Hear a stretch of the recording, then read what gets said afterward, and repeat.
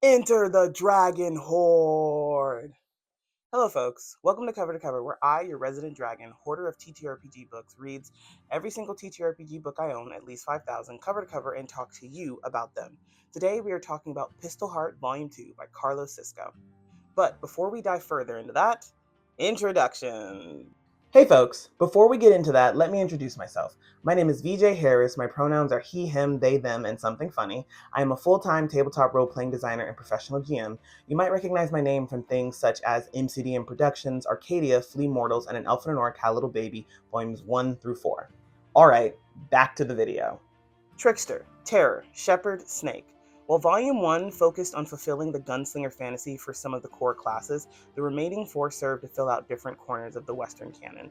The Snake Oil Bard takes their namesake from dubious peddlers and hawkers of questionable miracle cures, capable of conning their marks with flowery words and useless trinkets. The Warden of Herds was born of the cowhands and shepherds that drove livestock for hundreds of miles, determined to protect their herd from the many dangers that inevitably awaited them. The Coffin Breaker Sorcerer stands in for that cowboy who just can't stay dead, tenaciously pursuing their unfinished business. Last, the School of Gambling Wizard is, well, they couldn't call it School of Cheating because no one would pay tuition. But they stand in for the Mavericks and Card Sharks with the magic edge that keeps them on top. As we go through each of the new subclasses, we'll get a quick refresher on what each of the base classes are. I'm only going to talk about one feature from each of the 3 sections: Foundation, Specializations, and Mastery, just to leave you wanting more. Bards are the most charismatic people in all the realms. Members of the class are masters of captivation and specialize in a variety of performance types, including singing, playing musical instruments, weaving tales, or telling jokes. Whether performing for an audience or speaking to an individual, bards thrive in social situations. Members of this profession bond and train at schools or guilds, but a current of egotism runs through those of the bardic persuasion. While they may be the most likely class to bring people together, a bard of ill temper can just as easily tear a party apart. Its spellcast trait is present, and it uses the Grace and Codex domain. Snake Oil Bard. Play the Snake Oil if you want to con your marks with lofty sermons to support your allies with questionable cure-alls. Foundation feature, Quick Con. Once per scene, you can try to sell something worthless to a target within close range by making a presence roll. On a success, gain a handful of gold. On a failure, mark a stress. There's 2 things I love about this. First, this is a very unique ability. There's nothing in the base game that allows you to make money just from an actual feature, and also nothing in the first volume of Pistolheart. The second thing is, when I read this, I just imagine someone being in the middle of combat and then shouting, "Hey, you there, fucker, buy this off me." Specialization feature, Bamboozle. Once per rest, when you make an action roll to distract or con one or more people, you can use a d20 as your hope die. On a roll with fear, the GM gains an additional hope. I want to be clear that I don't have a problem with the players rolling 2d12s and the GMs rolling d20s, but I think it's fun when the players get to have some of the dice power the GM does. Also, the additional fear is reminiscent of the demigod weight of divinity, and I really like that, giving an extra resource to the DM. Mastery feature, Miracle Tonics. Your tonic die increases to a d6. Additionally, when you spend a tonic die, the target can choose to gain any number of hope instead of clearing the same number of hit points or stress, even if they have no marked hit points or stress. On a 2 to 4, the target can clear a number of hit points or stress. I think this is a good progression from the Mystery Tonic Foundation and the Efficient Chemist Specialization feature, and being able to get hope really hammers home the miracle part of the Miracle Tonic. Druid. Becoming a druid is more than an occupation. It's a calling for those who wish to learn from and protect the magic of the wilderness. While one might underestimate a gentle druid who practices the often quiet work of cultivating flora, druids who channel the untamed forces of nature are terrifying to behold. Druids cultivate their abilities in small groups, often connected by a specific ethos or locale, but some choose to work alone.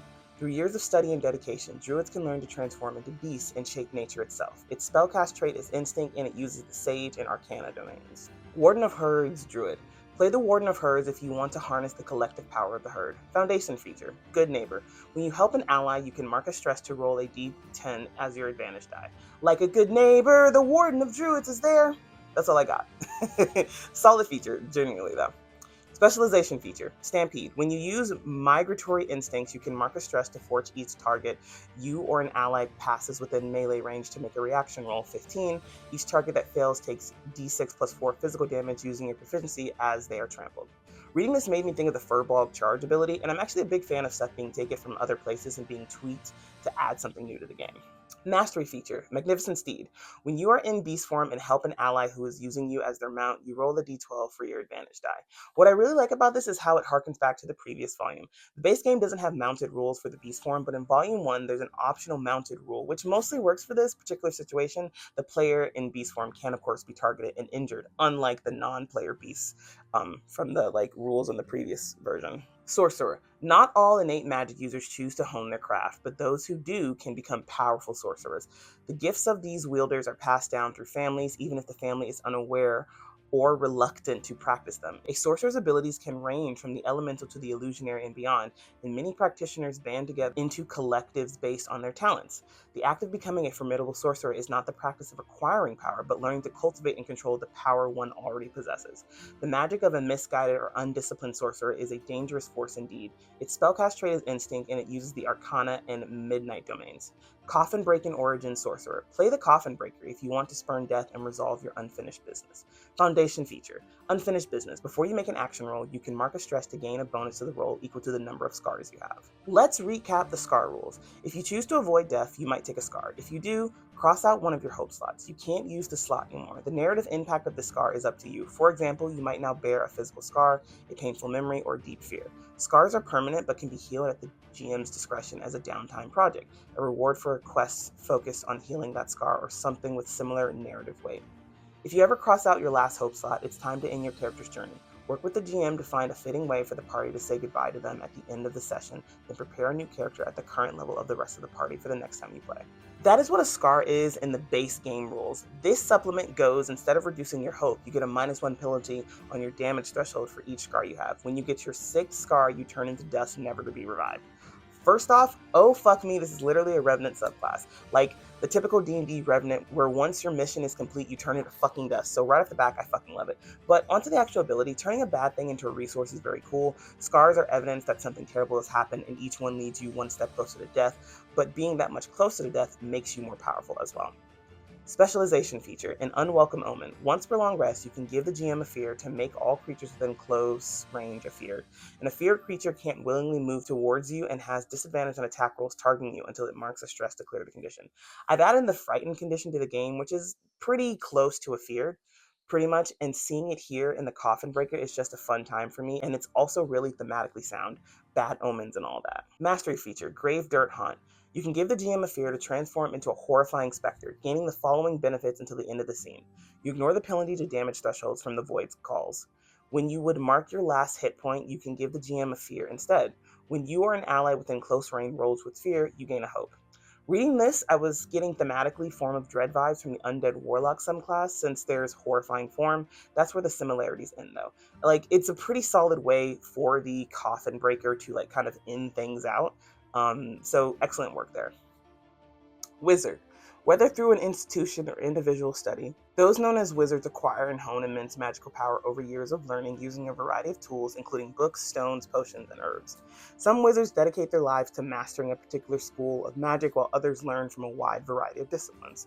Many wizards become wise and powerful figures in their communities, advising rulers, providing medicine and healing, and even leading war councils. While these mages all work toward the common goal of collecting magical knowledge, wizards often have the most conflict within their own ranks, as the acquisition, keeping, and sharing of powerful secrets is a topic of intense debate that has resulted in innumerable deaths. Its spellcast trait is knowledge and uses the Codex and Splendor domains. School of Gambling Wizard. Play the School of Gambling if you want to be the house rather than play against it.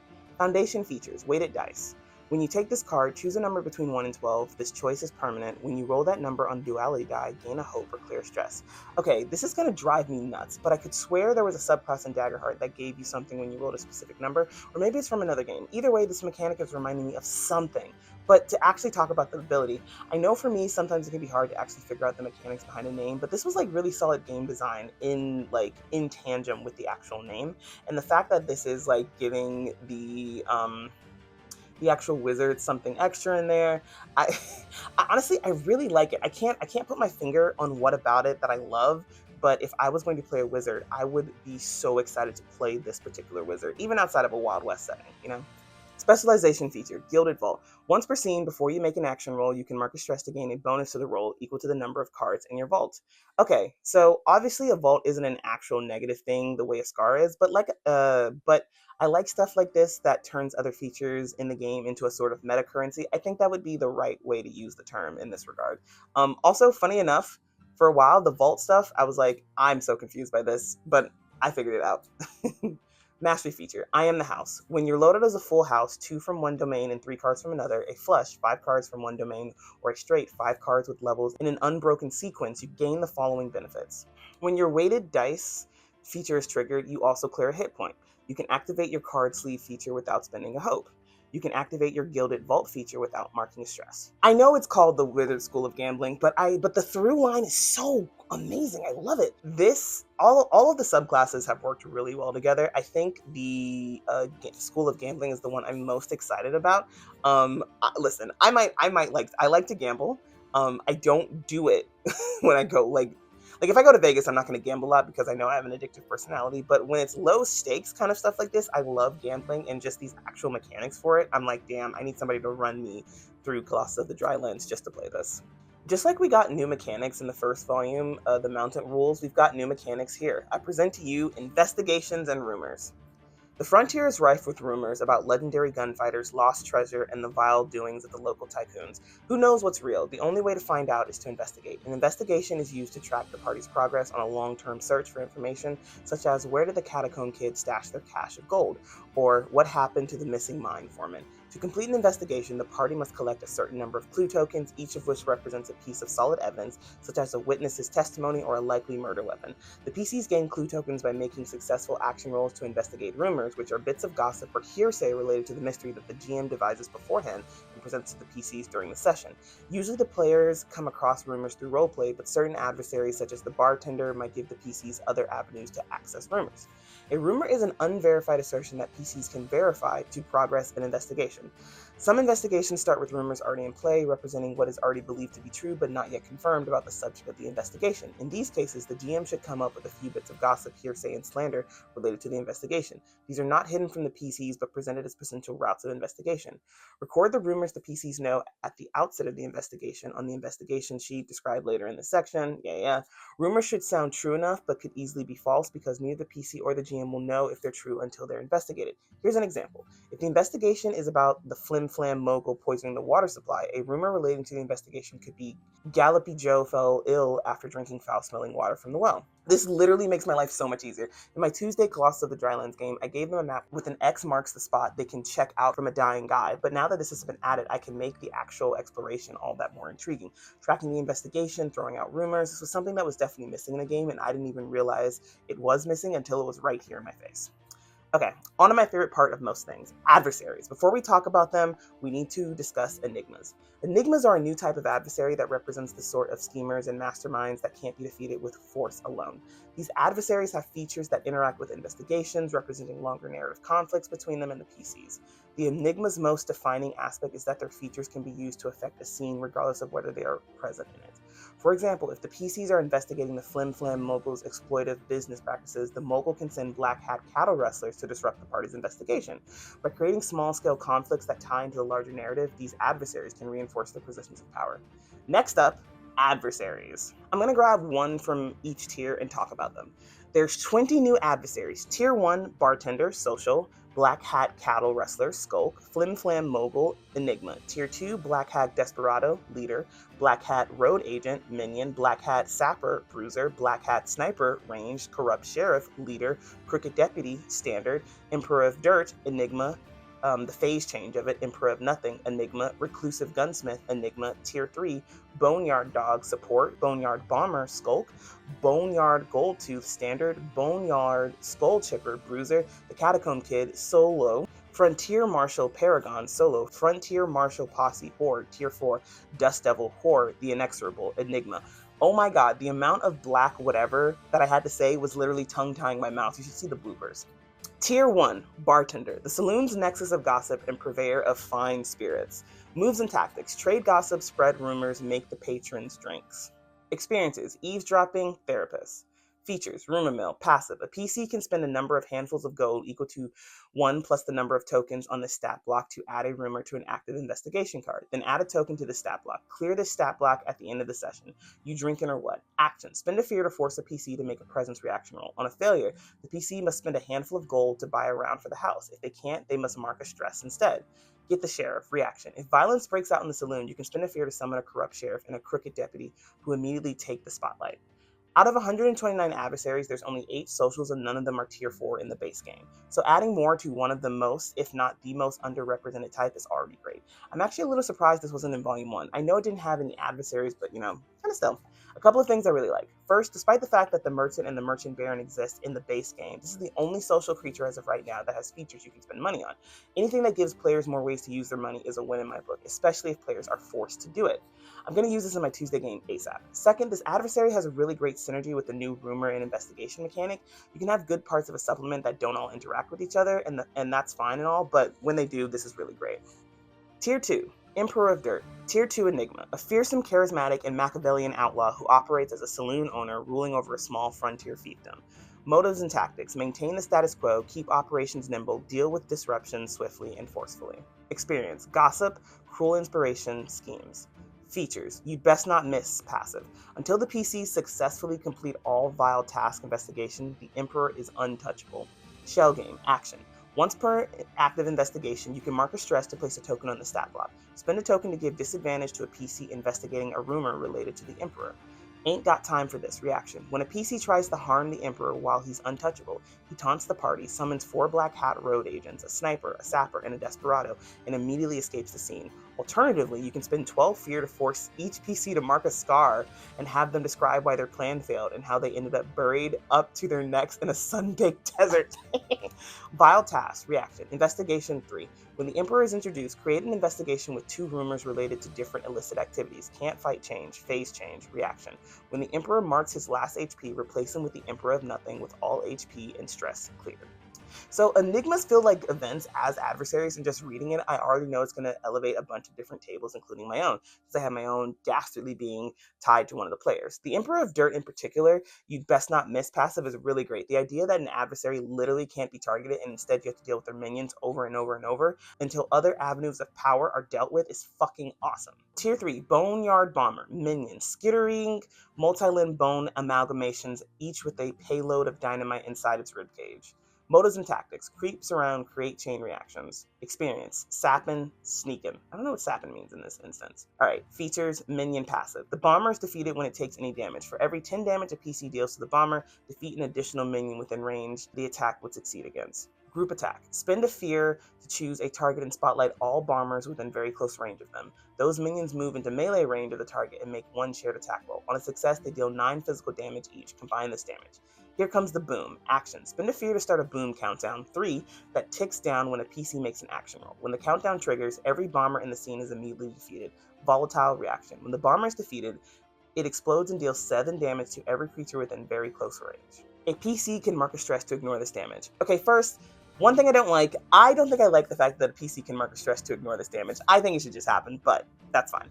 But I'm going to be honest, this is my favorite tier 3 guy, not because of the abilities, but because of the image. Just look at how cute this little fucker is. Even though it took a little bit for me to understand countdowns, I now have a deep fondness for them, so having the boom countdown is also really fun for me. Tier 4, the Inexorable, Enigma. A lone gunslinger who by all rights should be dead, reanimated by a relentless spirit of vengeance. Motives and tactics: pursue endlessly, don't let them rest, and act vengeance. Experience: Bloodhound, tenacious. Features: tenacious, revenant, passive.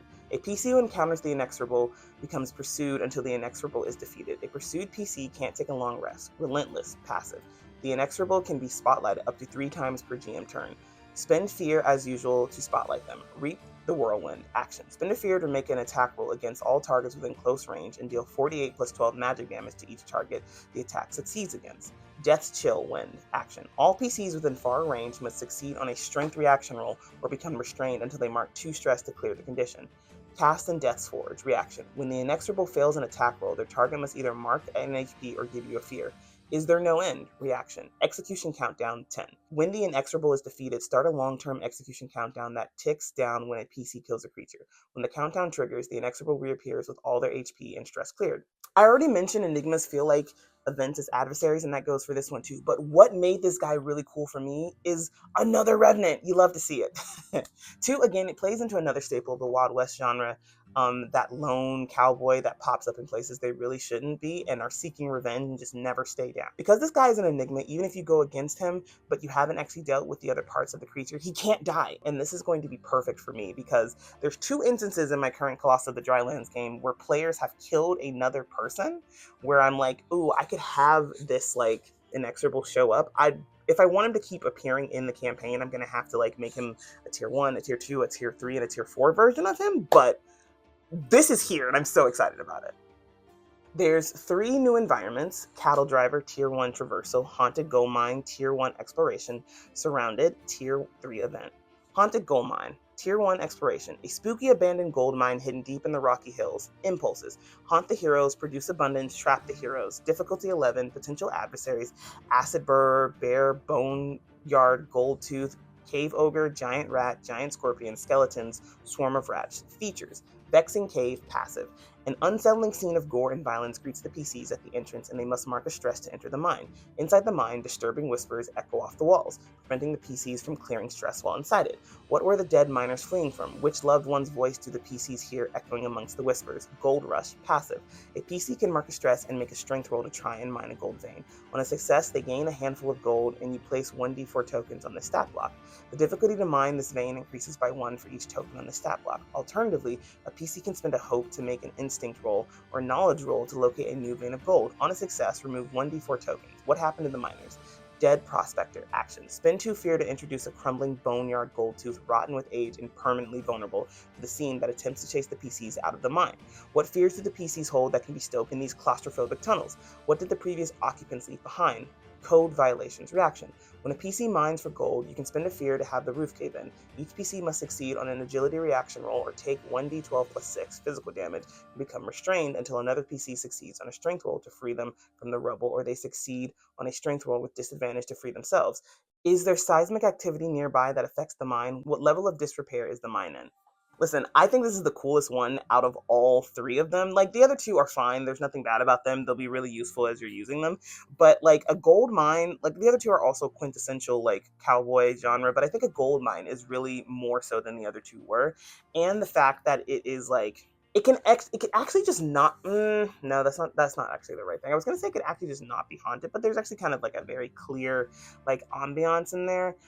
I will say that there's like the fact that there are no ghosts like innately in it, I think is an interesting choice within that. Like, we also don't have any ghost adversaries to add to that, and I can't remember off the top of my head, but I feel like we might not have any ghosts for base Daggerheart. Might have a specter or something, maybe I can't remember. But overall, the like actual gold mine, it's a really fun thing to play with, and I think it'll work especially well with Colossus of the Drylands. You just have to probably change the gold to Essentia, which again, I am actually going to use this in fact.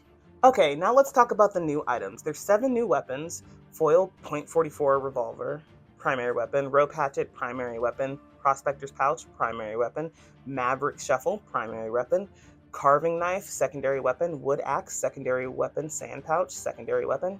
3 new items: hexer's bandolier, bandit mask, white hat; 4 consumables: bandit's gunny sack, ricochet round, questionable invigorator, laudium; rope hatchet, trait, instinct, range, close, burden, two-handed, damage, D8 physical, feature, tug. When you deal major damage or greater to a target with this weapon, you can mark a stress to pull the target into melee range. To me, the rope hatchet fulfills the fantasy that the official lasso does not. The target can actually be pulled towards you with just a weapon rather than needing one of your moves. Now, sand pouch, trait, strength, range, melee, burden, one-handed, damage, D4 physical, feature, pocket sand. When you deal severe damage to a creature within melee range, they become temporarily vulnerable. The name is hilarious, and of course, I'm assuming harkens back to the meme. Briefcase. What the hell are you doing? Give it! Pocket sand. That alone was like what made it my favorite secondary weapon. However, I'm kind of up in the air about it being vulnerable and not instead giving like some type of temporary blinded condition or something. Because if we're like I'm assuming that there is like a reference happening to the meme, and like making them vulnerable instead of like, you know, making them temporarily blinded doesn't really like, that feels like it would have, the blinded part would have fit better with what the, you know, pocket sand actually is. Hexer's Bandolier. While wearing this bandolier, you can spend a hope during a moment of calm to change the damage type of one of your firearms from physical to magical, or from magic to physical until your next rest. I'm gonna be real here. I don't know. Like, this is when I read this, it immediately made me think of God, Jonah Hex from DC. I know Jonah Hex is also from other stuff, but I remember him from DC as growing up with DC, and I was like, oh my God, fuck yeah! Just the tangential like connection, especially because Jonah Hex is kind of magical, was enough for me to be like, this is really cool. I like this the best. And also being able to change your damage around and stuff, especially if the players have done research and know that a creature is like resistance to physical or magical damage and they can swap it out, I think it's very rewarding in that regard. Ricochet Round. When you fail an attack roll made with a firearm, you can spend a hope to make the target mark a hit point and describe the elaborate path your bullet takes to hit the target. This is quintessential Wild West theme. That one shot that bounces off a bunch of stuff before unexpectedly hitting the original target. It's fun and well balanced as a consumable item. I think my one complaint for the stuff that's in here, as far as the weapons, the consumables, the items, etc., is there's no prices. And that's not a Pistolheart exclusive issue. That's true for the entirety of Daggerheart as far as how much you should pay for things. It's pretty much on the GM to figure it out, which has led me to my like ongoing obsession, which I've had for a while. But I'm so excited about this and can't wait to offer it to my players. And well, folks, that's it. Thanks for tuning in for the Pistolheart Volume 2 review. Peace out.